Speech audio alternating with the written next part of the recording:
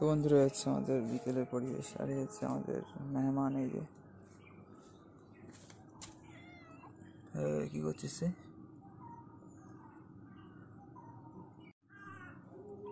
বন্ধুরা, হচ্ছে আমাদের মেহমান বসে আছে তুলসী মাতার থাকার জায়গার পাশে। এই যে তো চলুন, আপনাদের কিছু কথা শেয়ার করার ছিল, সেটাই আপনাদের বাগিচা দেখাতে দেখাতে বলছি। তো যেমনটা আপনাদের বলার ছিল যে আমাদের ট্যুরটা হলো, সেই ট্যুরের ব্যাপারে, ঠিক আছে? এই যে দেখতে পাচ্ছেন, এগুলো সব কাজ বাজ হচ্ছে, ঠিক আছে? এইখানে যেমন অনেকটাই কাজ কমপ্লিট হয়ে গেছে, সেটা আপনাদের একটু দেখিয়ে দিচ্ছি। সমস্ত আপডেটটি করে দিচ্ছি আপনাদের, ঠিক আছে?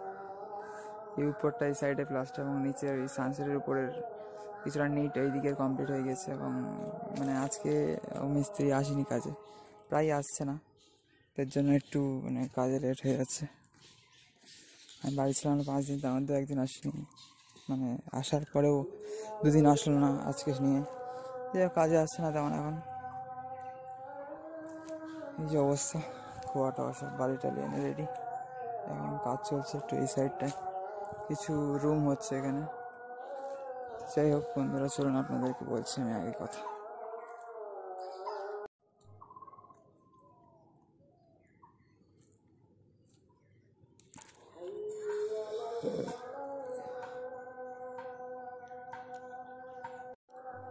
তো বন্ধুরা, আপনাদেরকে অনেক কিছুই ইন ক্যামেরা শেয়ার করা হয়নি, ঠিক আছে? তো সেটাই আপনাদেরকে বলছি আমি আজকে, যে সবসময় তো বেরোয়নি ওখানে, অনেক সময় মন্দিরে যাওয়ার ব্যাপার ছিল।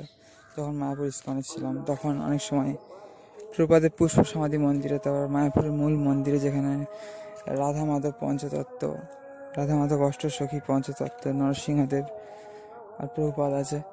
তো এই দুটো মন্দিরে যখনই যাওয়ার প্ল্যান ছিল, বা যখনই খেতে যাওয়ার প্ল্যান ছিল, কয়েকটা মোবাইল নিয়ে যাওয়া হয়নি। তখন তার মধ্যে অনেক সুন্দর সুন্দর এক্সপিরিয়েন্স ছিল, সেগুলো বলছি।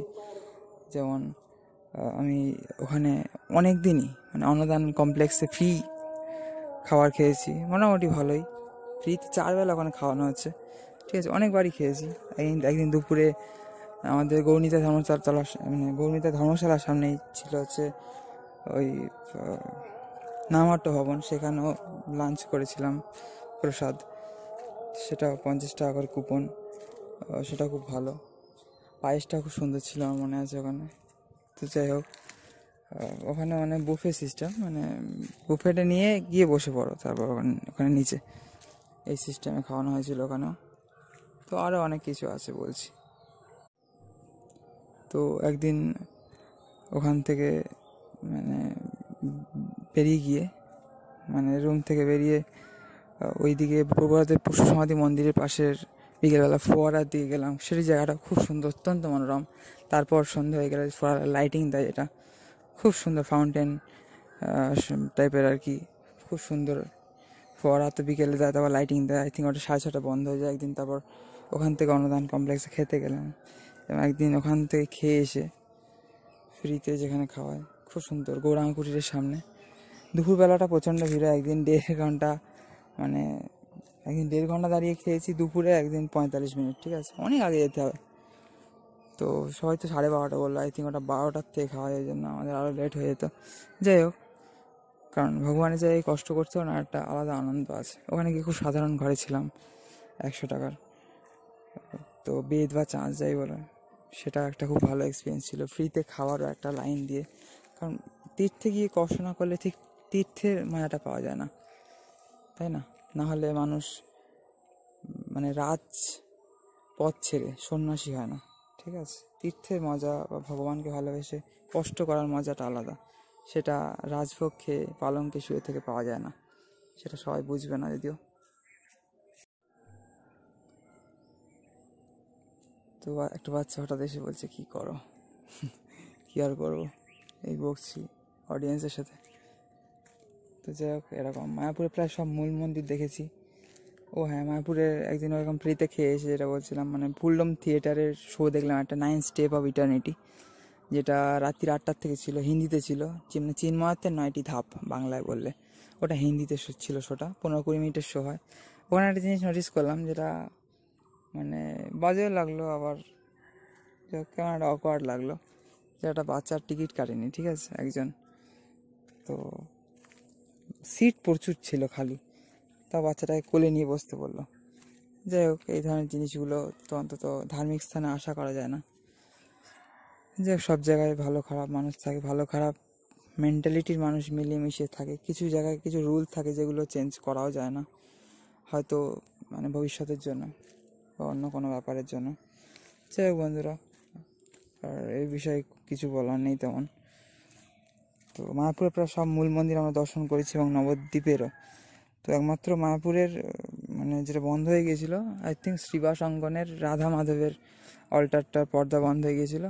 আর নবদ্বীপেও লেট হয়ে গিয়েছিলো, 11:15 বেজে গিয়েছিলো বলে আই থিঙ্ক ভোগ আরতি হয়ে টেম্পলের মানে পর্দা বন্ধ হয়ে গিয়েছিলো বা দরজা বন্ধ হয়ে গিয়েছিলো। যাই হোক, সেগুলো বলছি আপনাদের।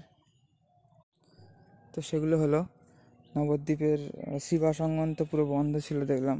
তো বলদেবজিউ মন্দিরে কাজ চলছিল, এবং কিছু কিছু মন্দিরে কিছু জায়গায় কাজ চলে। আমাদের ভারত সেবাশ্রম সংঘে কাজ চলছিল আমাদের রুমের পাশেই, 2তলা 3তলার কাজ চলছিল মানে ওটা।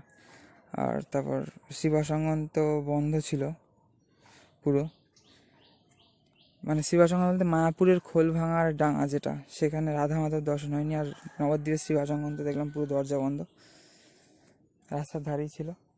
আর তারপর শ্রী চৈতন্য সারস্বত মঠ বা জল মন্দিরের মেন মন্দিরটা দেখতে পাইনি।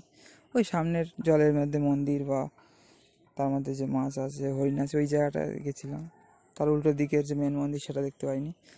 তারপর শ্রী শ্রী কেশবজি গৌরীয় মঠ, তো মানে ঠাকুরের কাছে পৌঁছতেই তো অনেক সময় চলে যাবে।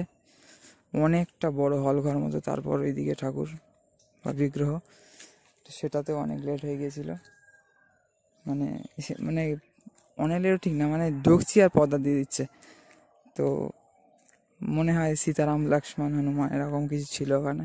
সীতারাম লক্ষ্মণকে মনে হলো দেখলাম, যখন আমরা ঢুকছিলাম তখনই পর্দা দিচ্ছে। যাই হোক, আর দেবানন্দ গৌরীয় মঠও বন্ধ হয়ে গিয়েছিলো, তারপর মহানির্বাণ মঠও বন্ধ হয়ে গিয়েছিলো। এই আর সব মোটামুটি দেখেছি কম বেশি ঘুরে। মায়াপুরে সাইড সিনে 200 টাকা হয়ে গেছিলো, নবদ্বীপে 400 লাগলো। যদিও মায়াপুরে 5-10টা মন্দির দেখেছি, ওই প্রায় 10টা মতো আছে, আর নবদ্বীপে প্রায় 15টা মতো আন্দাজে বলছি, ঠিক আছে। তো যাই হোক, এই মানে টোটাল এক্সপিরিয়েন্স ছিল। তারপর কাটোয়ায় খেপিমা সুইটসের ওখান থেকে যে মোড়, সেখান থেকে গৌরাঙ্গবাড়ি যেতে ওখানেও অনেকগুলো মন্দির দেখেছি। এবং দেখুন আকাশটা কত সুন্দর লাগছে ভাই সাহ, ওয়াও! ছবি তুলতে হবে এবার। তারপর মানে মায়াপুরের 4 নম্বর গেটের থেকে বেরোলেই ডান দিকে যেটা পড়ে, সেটা তো আপনাদের ভিডিওতে শেয়ার করেছি, শ্রীকৃষ্ণ চৈতন্য মিশন। আর বাঁ দিকেও একটা মানে গোপীনাথ শ্রমণাশ্রম বা এরকম শ্রীকৃষ্ণ চৈতন্য শ্রমণাশ্রম এরকম কিছু একটা আছে, ওটাতেও গেছিলাম 2বার। তো অনেক কিছু এক্সপিরিয়েন্স আছে টোটাল, যেটা বলে বোঝানো সম্ভব না, সবটা বলে কুলো করা যায় না। ভারত সেবাশ্রম সঙ্গে আমাদের 300 টাকা পড়েছিল রুম, এবং মায়াপুরে 100 টাকা করে, 3 দিন 300 টাকা, নবদ্বীপে একদিন 300 টাকা। নবদ্বীপে ওখানে খাওয়ার ভারত সেবাশ্রম সঙ্গে সকালের খাওয়ার ছিল 60 টাকার কুপন, আর রাত্রে 50 টাকার কুপন। আর কাটোয়ায় গৌরাঙ্গবাড়িতে 100 টাকা করে ছিল। ওখানে কুপনটি কাটতে হয় না, বললেই হয়ে যায়। ওদের ওখানে সেবায়তরা থাকে যারা, তারাই রান্না করে, যারা খেতে চায় প্রসাদ খাওয়ায়। আর গৌরাঙ্গবাড়ির প্রসাদও খুব দুর্লভ। মহাপ্রভু যেখানে সন্ন্যাস নিয়েছিল তারাও বলছিল সেখানকার, তারা বলছিলেন। যাই হোক, সবাই ভালো থাকবেন, সবাইকে হরে কৃষ্ণ, রাধে রাধে। আবার পরের দিন গল্প হবে, ঠিক আছে বন্ধুরা? আজকে এই পর্যন্তই থাক। একটু এই সুন্দর আকাশের ছবি তুলি এবার। সবাইকে রাধে রাধে, হরে কৃষ্ণ, নিতাই গৌর হরি বল, নিতাই গৌর প্রেমানন্দে হরি হরি বল। বন্ধুরা, বিকেলের পরিবেশ। তো আজকে 23শে এপ্রিল, কাল ছিল 9 বৈশাখ, যেদিন আমার বার্থডে পালন করা হয়েছিল। যেটা বলছিলাম, সেই দিনই বংশীবদন ঠাকুর এবং শ্যামানন্দ প্রভু, 2জন মহান বৈষ্ণবদের আবির্ভাব তিথি ছিল।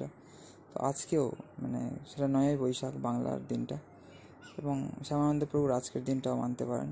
এবং আজকে হনুমান জয়ন্তী। তো এই দিনটা, আমার জন্মদিনের দিনটা এবছর খুব শুভ পড়েছে, অনেক তিথি পড়েছে, যেটা দেখে ভালো লাগলো বেশ। তো সবাই খুব ভালো থাকবেন, সবাইকে হরে কৃষ্ণ, রাধে রাধে। আমাদের মেহমানও বসে আছে এই যে তুলসী মাতার কাছে, এই যে বন্ধুরা, সবাইকে রাধে রাধে, হরে কৃষ্ণ, নিতাই গৌর প্রেমানন্দে, হরি বল।